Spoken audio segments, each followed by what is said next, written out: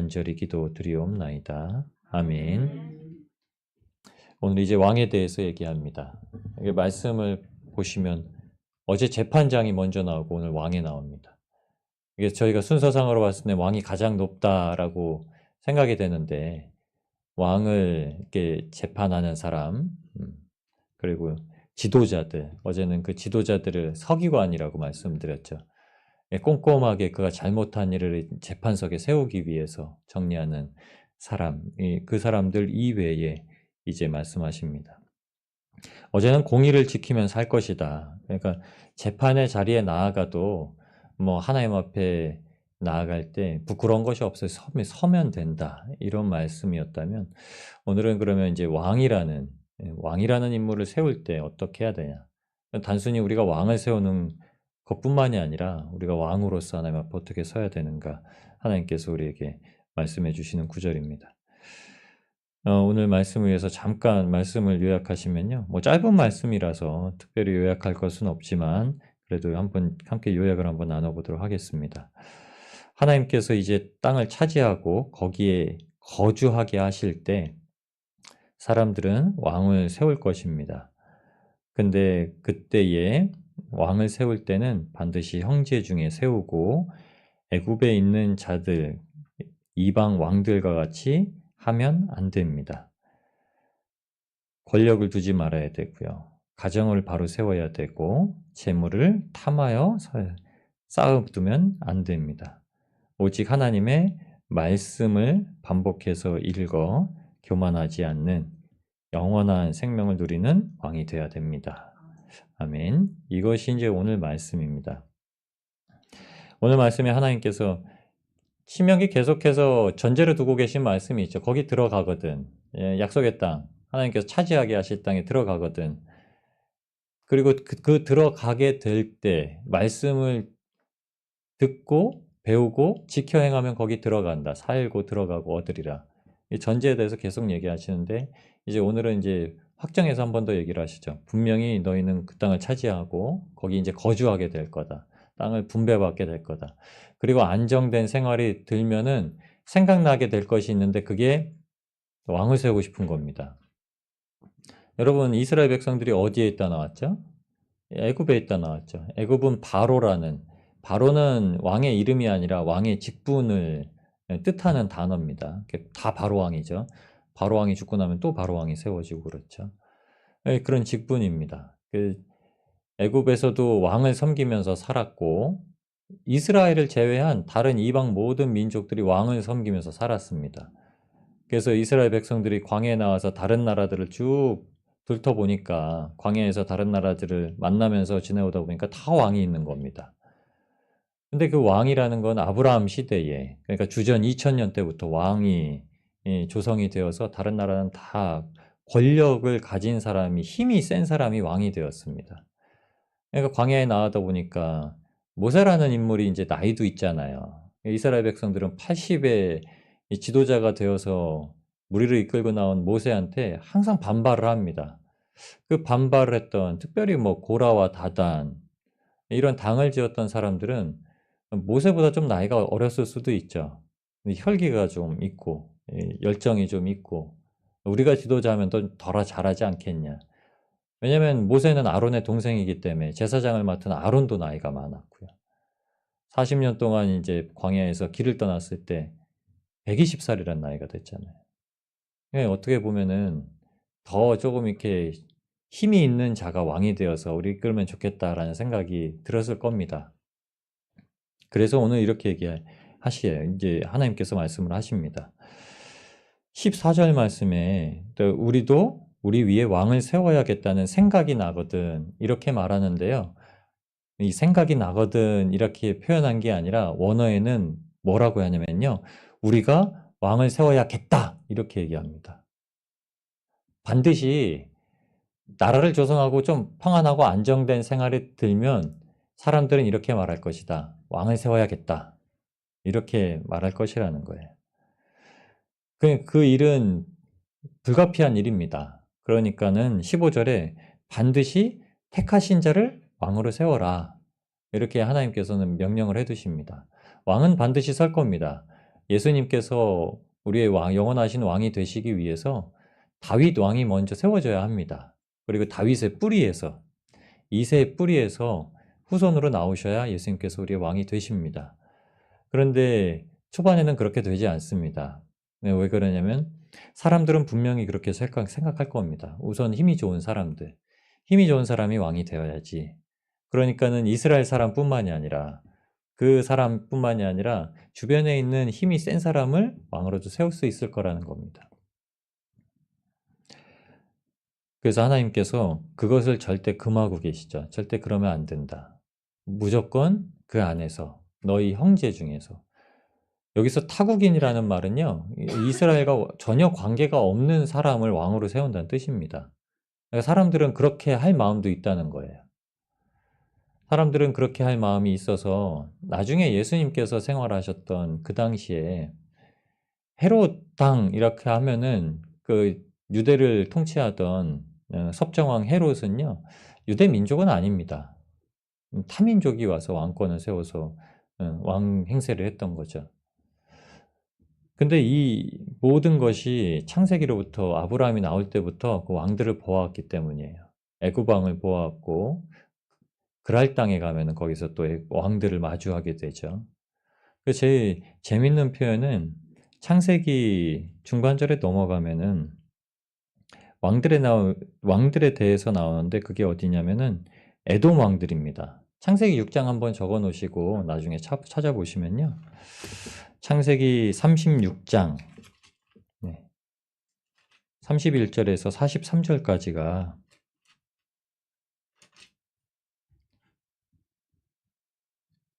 창세기 36장 31절에서 창세기 36장이 에서의 후손들에 대한 이야기입니다. 근데 거기 이렇게 왕들에 대해서 표현을 해줍니다. 에돔의 통치자 해서 왕들이 나오는데요. 에돔 땅을 다스리는 왕이 이러하니라 하면서 부월의 아들 벨라, 보스라 사람 세라, 대만 족속 후삼, 부사대 아들 모압들에서 미디안 족속을 친 하닷, 마스레가의 삼나, 유브라데 하숫과 르호봇의 사울, 악보레 아들 바알 하난, 하달리 그를 대신하여. 이 왕들이 어떻게 형성되냐면요. 이 왕이 섰다가 다른 가정에 태어났던 왕이 섰다가 이게 에돔의 왕의 족보로 나옵니다. 힘겨루기에 대한 거 이렇게 얘기를 합니다. 하나님은 그렇게 세우지 말고 하나님께서 택하신 자를 세우라고 하십니다. 근데 그 택하신 자를 육체의 택하심이 아니라 육체로는 절대 그렇게 택함을 보지 말아라 하고 보여주셨던 것이 첫 번째 왕을 세우는 것이었습니다. 사울왕과 다윗왕이에요. 사울은 처음에 굉장히 겸손한 사람처럼 보입니다. 하나님께서 세우려고 하실 때 아니다 합니다. 근데 사울왕을 어떻게 표현하냐면 성경에는요. 사무엘상에 이제 처음 사울왕이 뽑히죠. 사울왕은 사람들보다 머리 하나가 더 있는 자, 어깨 하나가 더 있는 자 이렇게 표현합니다. 사울은 그냥 가만히 서 있으면요. 제일 큰 사람이에요. 그냥 봐도 다른 사람보다 머리 하나가 더 있어서 그냥 보이는 사람입니다. 사람들이 외모로 보았을 때 사울왕은 우리의 왕이 될 만하다 이렇게 지칭한 사람이에요. 그리고 그 사울왕과 비교해서 하나님께서 실제로 기름 부으신 사람이 누구냐면은 다윗왕인데 다윗왕은 8명의 아들 중에 이세의 8아들 중에 8째 말째 아들로서 형들한테도 무시받아서 들에 나가서 목축을 할 수밖에 없는 사무엘이 왔는데 기름 부음 받아서 지도자를 누가 세울 것인가라는 그 이세의 기대감 가운데서도 배제되어서 7명 형들만 있고 들에 나가서 목축을 하던 인물입니다. 근데 하나님은 다윗을 택하시죠. 사람들이 봤을 땐 다윗은 뭐 별로 그렇게 뛰어난 게 없어 보입니다.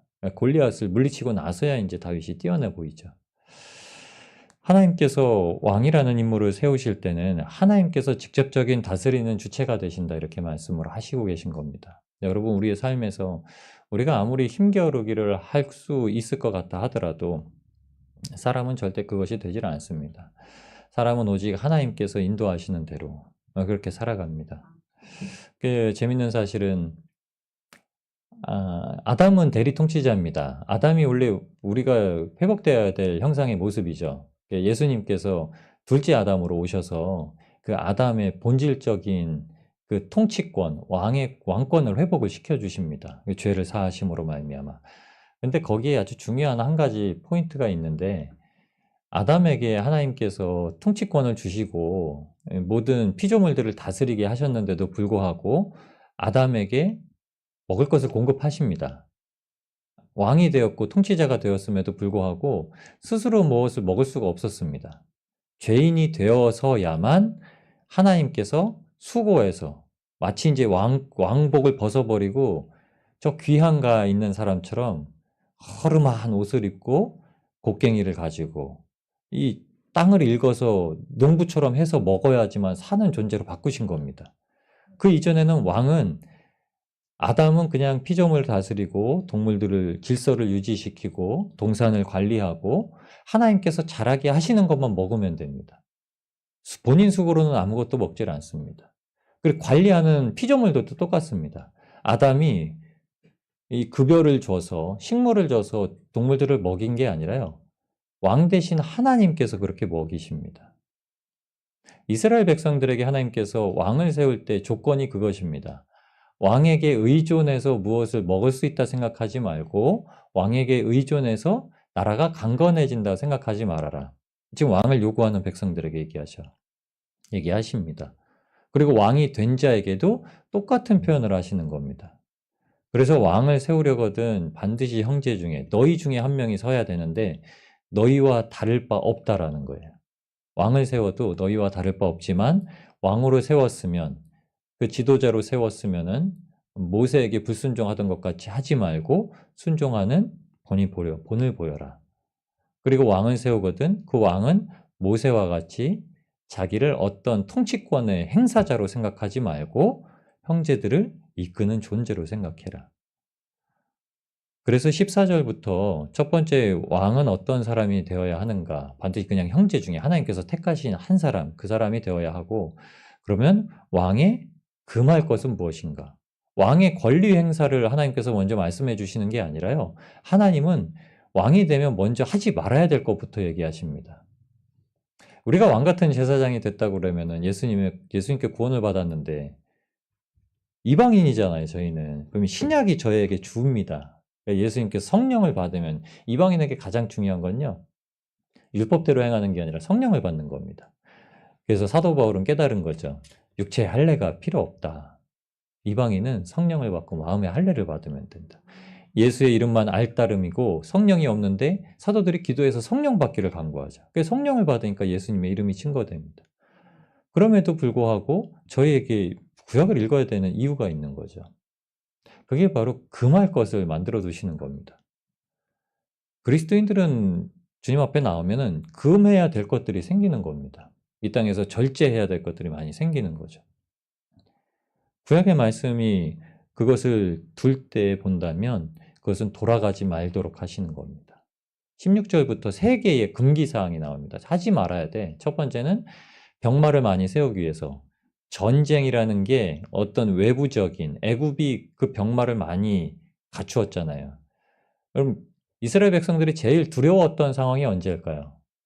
광야 여정 가운데 40년 동안 많은 사건들이 있었을 텐데 제일 가슴이 졸였던 때는 사방 좌우가 막혔을 때 앞에는 홍해가 막고 있고 뒤에는 애굽의 그 당시 가장 군사력이 강했던 애굽의 모든 병마들이 말에다가 병거를 마차를 매가지고 화다다다다닥 하는 소리를 내면서 쫓아오는 이스라엘 백성들은 막 걸어가고 있는데 그 빠른 속도로 쫓아왔을 때 얼마나 마음이 졸였을까요?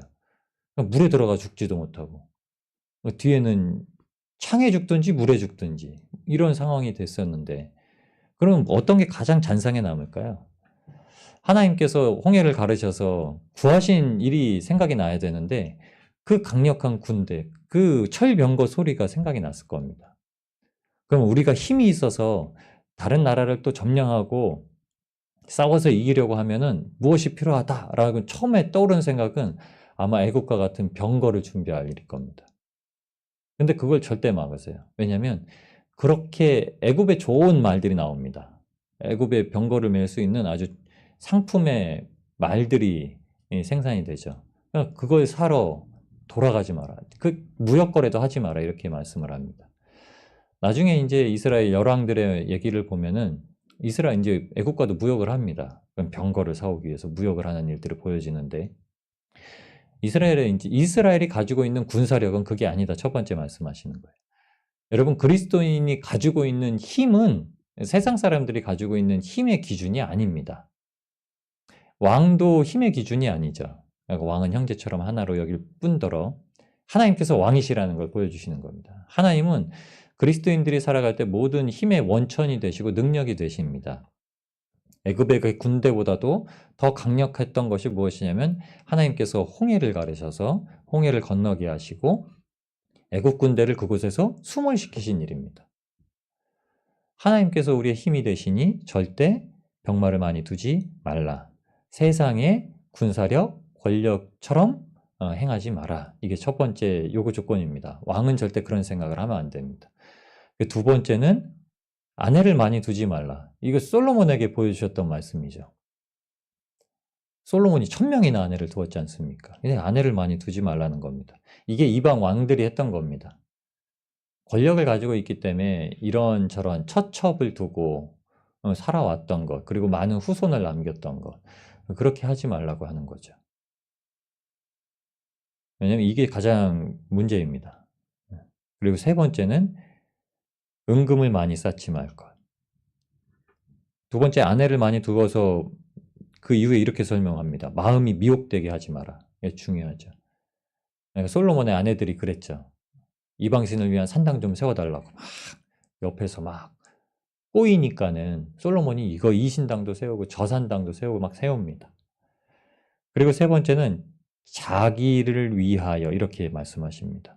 자기를 위하여 은금을 많이 쌓아두지 마라. 왕이 되면 반드시 세금이라는 것을 거두어야 됩니다. 백성들이 수고한 것들에 대해서 거두어야 되는데 은금을 많이 쌓아두지 말아라. 재물에 대한 욕심이 생기면요. 백성들을 핍박하게 되어 있습니다. 혈고를 짜게 되어 있습니다. 그러니까는 이스라엘 나라가 나누어진 겁니다.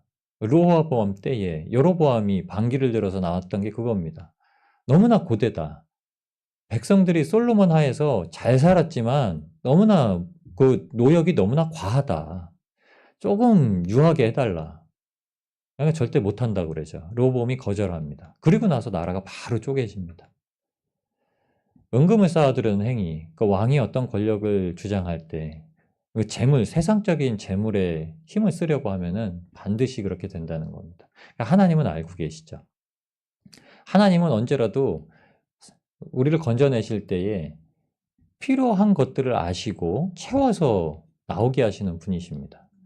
애굽에도 그렇게 해서 말씀하셨어요. 애굽의 사람들이 밀가루를 가져오거나 먹을 걸 가져오는 것도 참 중요한 일인데 여러분 불 나거나 집에 어떤 자연재해가 일어나면 그거 아시죠? 통장부터 갖고 나오는 거예요.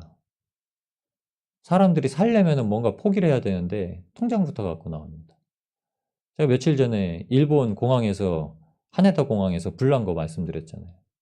빨리 탈출을 해야 되는데 사람들은요 먼저 지갑이 들어있는 가방을 집으려고 한대요. 그러니까 승무원들이 짐 다 놓고 내리세요. 짐 다 놓고 내리세요. 일각을 다투는 때입니다. 그러니까 늦으면은 그냥 한 명이 지체하면 뒤에 사람들 다 밀려서 죽는 거예요. 그러니까 다 포기해야 됩니다. 근데 실질적으로 포기라는 게 아니죠. 모든 것이 주님의 손에 있기 때문에 주님께서 채우신다라는 걸 믿음으로 살으라고 하는 거죠. 그 재물을 더 쌓아둔 것이 아니다. 그러면 그 힘이 거기서 하나님께 있다. 힘이 하나님께 있고 그리고 우리에 대한 그 이성에 대한 관심이라고 그러죠. 사랑에 대한 거. 사랑이 하나님께 있고 세 번째는 그 은금의 풍부함, 물질의 풍부함이 하나님께 있다라는 겁니다. 이걸 인정하고 시작하라는 거예요. 그리고 나서 이건 하지 마. 세상의 것은 하지 말고 세 번째로 이제 왕이 지녀야 될 의무에 대해서 주십니다. 18절에서 20절까지 이제 말씀이에요. 이 세 가지는 참고 한 가지만 잘하면 된다. 그게 율법의 등사본을 뜨는 겁니다. 그러니까 율법의 카피본이죠. 율법의 복사본인데 원래 원어적으로는 이게 율법의 복사본이라는 말보다는 율법을 다시 반복하는 것 이렇게 얘기합니다. 그러니까 단순히 복사를 해놓았다는 게 아니라 그거 율법을 계속 반복하는 것이 등사본입니다. 그러니까 왕은 어떻게 해야 되냐면 율법서의 등사본을 레위 사람 제사장 앞에 책에 기록하고 평생의 옆에서 두고 읽어야 됩니다. 그러니까 저희 성경책을 평생의 옆에 두신 겁니다. 그러니까 종교개혁이 굉장히 대단한 겁니다, 여러분. 종교개혁 통해서 성경이 개인에게 다 퍼진 겁니다. 그 전까지는 절대 못 읽던 거예요. 근데 이걸 평생에 읽어야 우리가 주님 앞에 왕 같은 제사장으로 서는 겁니다. 왕은 늘 율법을 옆에다 두고 있는 거예요. 율법을 두고 있을 때 하나님 경외할 수가 있고요. 율법의 모든 말과 규례를 지켜서 행할 수가 있습니다. 어제 제가 잠깐 식당에 갔는데 식당에 종업원 하시는 분이 주문을 받으시는데 갔다 다시 오시는 거예요. 메뉴 몇 개 안 시켰거든요. 갔다 오시더니 뭐 시키셨죠? 제가 가는 길에 바빠서 까먹었다고 볼펜을 가져오신 거예요. 손에다 적어 가시더라고요. 적혀있지 않으면 쉽게 까먹습니다. 그러니까 저도 메모를 자주 하는데. 근데 제가 이제 그 종업원의 주의를, 관심을 갖게 됐죠. 아니나 다를까, 옆 테이블에 또 그러시는 거예요. 주문을 받고 가셨다 또 오시는 거예요. 근데 저는 그게, 아우, 저 사람 왜 저래? 이게 아니라, 누구나 그럴 수 있다. 누구나 그럴 수 있다. 그럼 왜 적게 하셨을까? 하나님이 왜 적게 하셨을까? 그걸 보고, 또 보고, 또 보고, 또 볼 때 생각나는 겁니다. 말씀은 그래서 우리 마음속에 각인이 되면, 아로 새겨지면요, 우리가 말씀 잘 기억 안 난다고 하잖아요. 상황이 닥치면 말씀 자체가 힘이 됩니다. 엔진이 돼요. 우리는 생각이 안 나는데 우리 심장에 새겨져 있는 그 말씀이요, 막 엔진이 돼서 일을 하는 겁니다. 우리가 말씀대로 살아야지 그게 아니라 말씀이 그냥 저희를 이끌고 가는 거예요. 왕에겐 그게 가장 중요한 거, 인생에서 가장 중요한 거라고 얘기를 하시는 겁니다. 왕을 후자에 두신 이유는 심판 때에는 어떤 것이 필요하냐? 왕처럼 말씀을 가지고 담대히 있는 자가 필요하다는 겁니다. 우리의 삶에 오직 주님께서만 우리의 힘이 되셨고, 주님께서만 우리의 모든 사랑이 되셨고, 주님께서만이 우리의 모든 부요함이 되셨습니다. 이 하나님께서 힘과 사랑과 부요함이 되셨는데 이것은 우리가 말씀으로만 자꾸자꾸 생각할 수 있고 기억할 수 있고 따를 수 있다는 겁니다. 우리가 여러분 왕 같은 제사장으로 오늘도 부름을 받았습니다. 하나님께서 오늘도 우리를 예수 그리스도를 통하여서 아담이 잃어버렸던 왕의 통치권, 대리 통치권을 회복하게 하셨는데 이때 주님께서 약속하신 것과 같이 아무 염려하지 마라. 세상 살 때는 오직 말씀을 붙들고 하나님과 함께 동행하면 하나님께서 우리의 인생 가운데 힘이 되시고 능력이 되셔서 오늘도 기쁨이 충만하게 살아갈 수 있게 허락하실 겁니다. 우리 주님을 높여드리면서 함께 기도하시면서